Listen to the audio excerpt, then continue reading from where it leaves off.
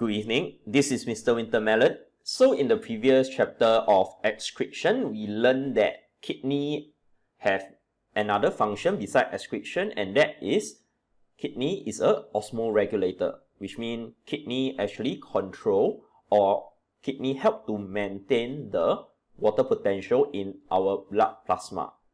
And this is a form of homeostasis, which we will learn in greater detail in this chapter. So just a brief outline of this chapter. It is a short chapter. First, we are going to learn the definition as well as principle behind homeostasis.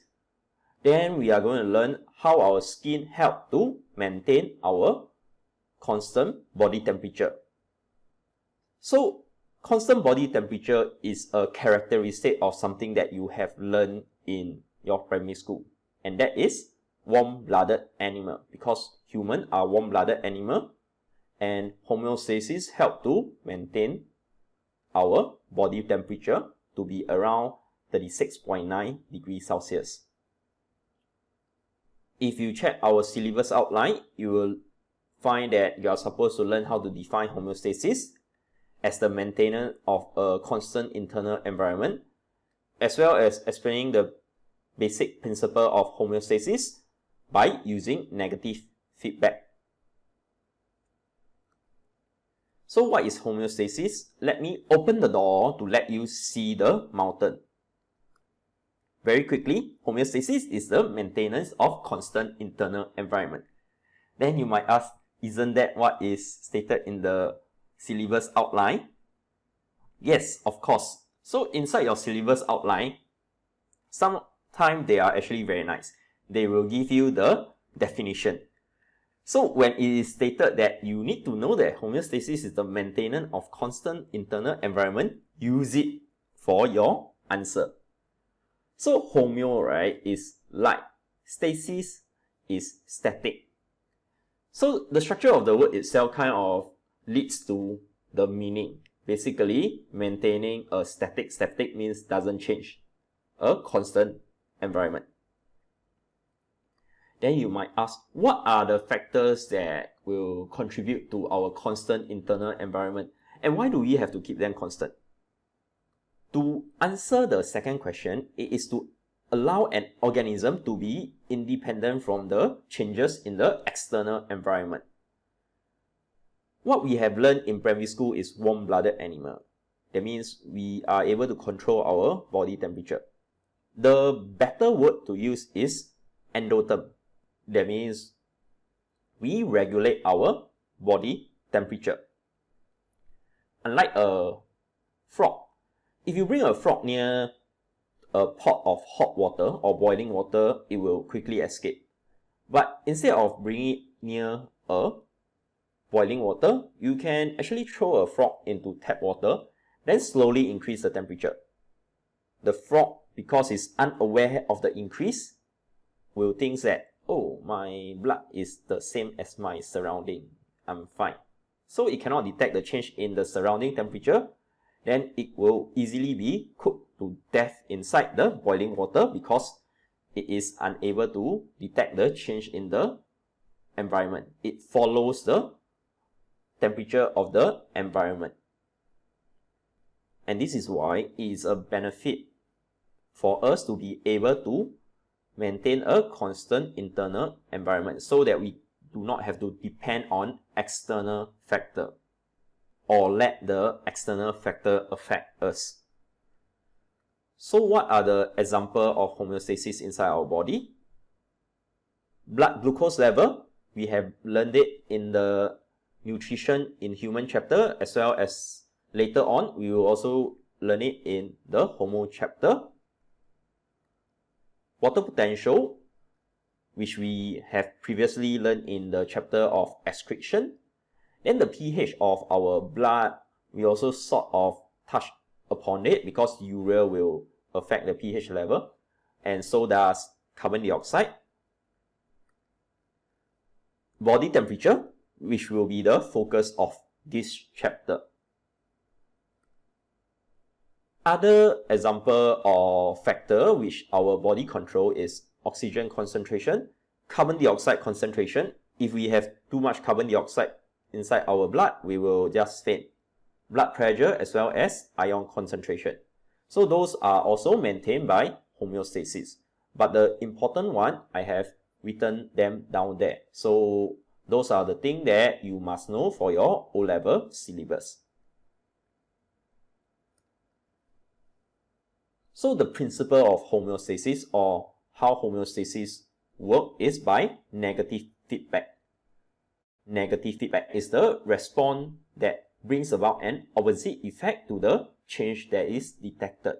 So please make sure that you copy this down, as well as the definition of homeostasis that I have mentioned earlier on. So negative feedback is just a fancy way of saying if this factor increase, your body will have a response to make this factor decrease. Or when this factor decrease, your body will have the negative feedback to cause the factor to increase, so as to maintain the yin and yang of your body. So to put it in picture, normally we are in our normal condition. However, there might be things that trigger an increase in level of a certain factor. So our receptor will detect that, oh, this factor is above normal level. Then it will signal to the control center. That means the organ that is responsible for regulating the level of the factor that have increased. Then the control center will set off a negative feedback or a corrective mechanism to decrease the level of that factor. So that factor will return to the normal level. And when the factor returns to its normal level, the feedback will be sent to the receptor, and the receptor will stop sending signal to the control center. Then the control center will stop decreasing the level of that factor. And likewise, if something causes the decrease of a certain factor, the receptor will also detect that, oh, there's a decrease in the level of that factor. The receptor will signal to the control center, and the control center will trigger a negative feedback to increase the level of the factor that has been decreasing. And when the level of the factor reach normal condition, the feedback will be sent to the receptor, and the receptor will stop sending signal to the control center to increase the level. So this is negative feedback, the response that have an opposite effect, which means when something increases, negative feedback will cause something to decrease. When that something decrease, negative feedback will cause that something to increase. We will be going through two examples in this video, and you should be familiar with these two factors because we have touched upon them in great detail in the previous videos. The first is the regulation of water potential in our blood plasma. These have been taught in the chapter of excretion. So I will briefly go through what happened. For the detail, please go back to the chapter on excretion, whereby we talk about ADH. So when water potential decrease, the hypothalamus will detect the decrease and it will send a signal to our pituitary gland. And our pituitary gland will increase the secretion of ADH, and this will affect our kidney, specifically our collecting duct, because it will increase the permeability of water in the wall of the collecting duct. So more water will be reabsorbed back into our bloodstream, and as a result, we will have less pee or urine. So since more water are reabsorbed back into our blood plasma, the water potential in our blood will increase, and the water potential in our blood plasma will return to normal. And our hypothalamus will detect that, oh, we are back to normal, so it will stop sending signal to the pituitary gland. And the opposite is true when the water potential increase.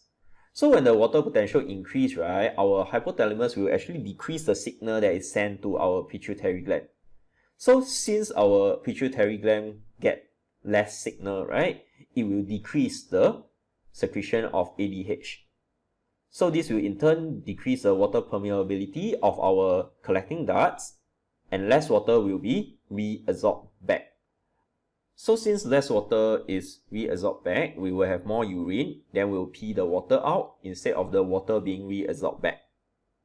And as a result, the water potential will decrease and the water potential in the blood plasma will return to normal, and our hypothalamus will also know about this. So I hope that you can see the negative feedback over here. When water potential decreases, the negative feedback is increase in ADH secretion, which will cause the water potential to increase. The decrease and increase, they are the opposite effect of each other.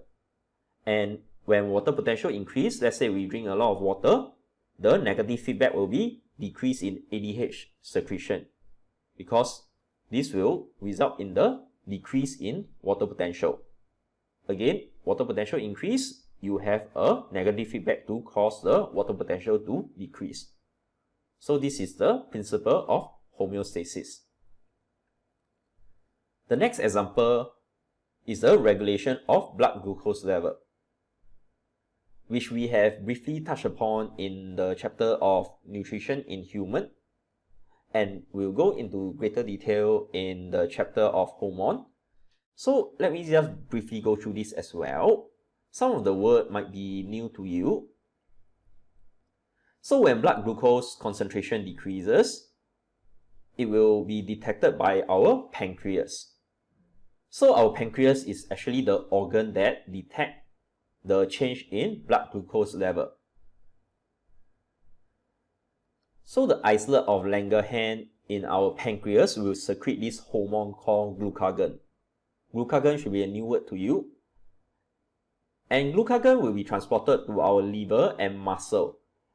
And the effect of this hormone is it will cause glycogen to be converted into glucose, as well as glucose to be released into our bloodstream.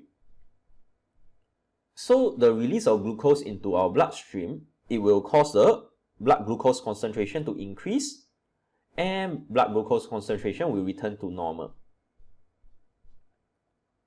And this return to normality will also be detected by our pancreas.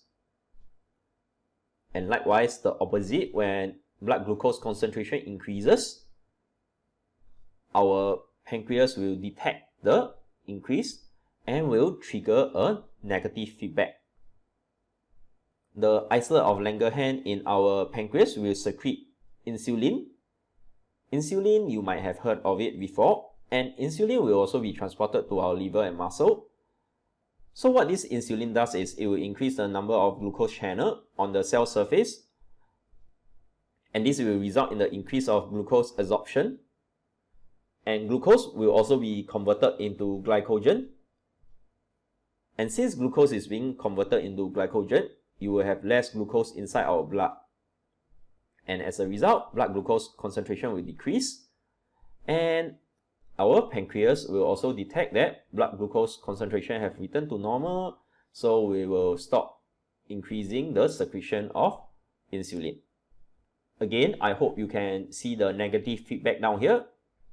When blood glucose concentration decrease, the negative feedback will be glucagon will be secreted, and this will cause the blood glucose concentration to increase. And likewise, when blood glucose concentration increases, the negative feedback will be insulin will be secreted and blood glucose level will decrease. So this is the basis of how our homeostasis works, through the negative feedback. And this negative feedback will help to maintain our constant internal environment.